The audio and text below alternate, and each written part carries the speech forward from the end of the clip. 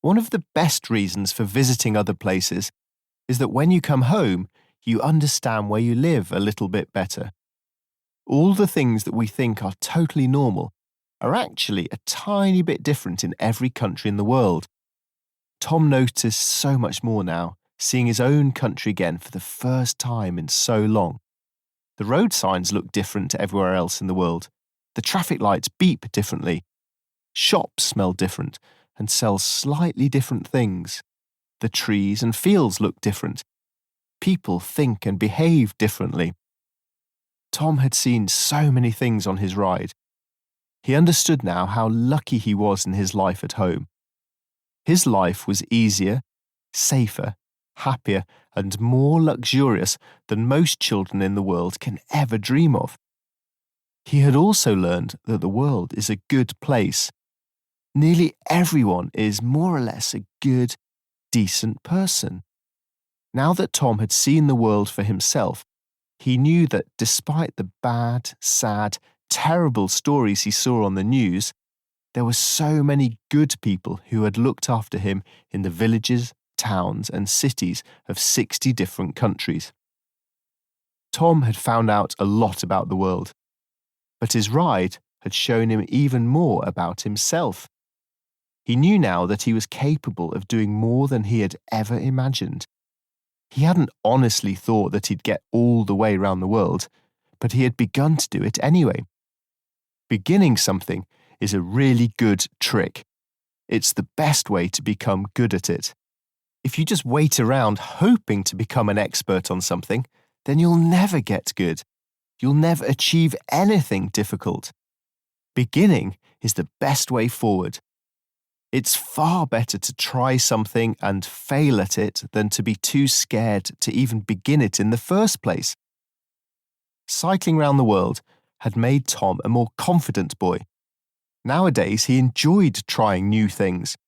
He was less worried about the prospect of failing. He was more willing to ask people for help, to try his very hardest, but also to have fun. Having fun might be the most important part of any adventure. One morning, Tom woke up and thought, "This is the last day." He climbed out of his sleeping bag for the last time. He packed away his tent for the last time. Tonight, he was going to sleep in his very own bed. He grinned at the idea. Tom liked, even loved his tent, but he was definitely looking forward to a soft bed and a big duvet. He was also looking forward to a steaming hot shower. He might even throw away the pants he had been wearing all the way around the world and treat himself to a clean pair. Life was great. Tom pushed his bike out of the wood he'd camped in and out onto the road. He began pedaling. The last day felt strange. It was the first time in the whole world that Tom had not needed a map to show him the way ahead. He recognized places as he passed them.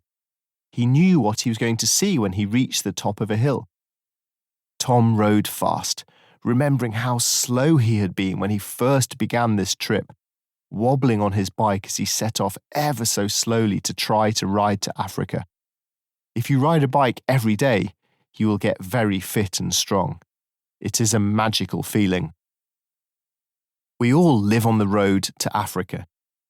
Look out of the window now. Can you see a road? That one, that very one, is the road to Africa. Those 2 lanes will take you anywhere, to Africa, to China, or to anywhere you dream of going. All you need to do is to make a plan and to begin. It may not be right now, it may not even be for a few years, but you can start dreaming of adventures today. And you can start seeking out adventures close to home right away.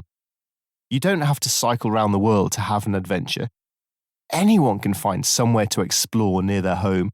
Maybe you could camp out in the garden, make hot chocolate in the woods, or even just climb a new tree. But if you do one day think big and decide to ride down that road, you'll always be glad that you did. Turn left at the end of the street. Turn right at the next traffic light. And then, just go. This is the road to adventure.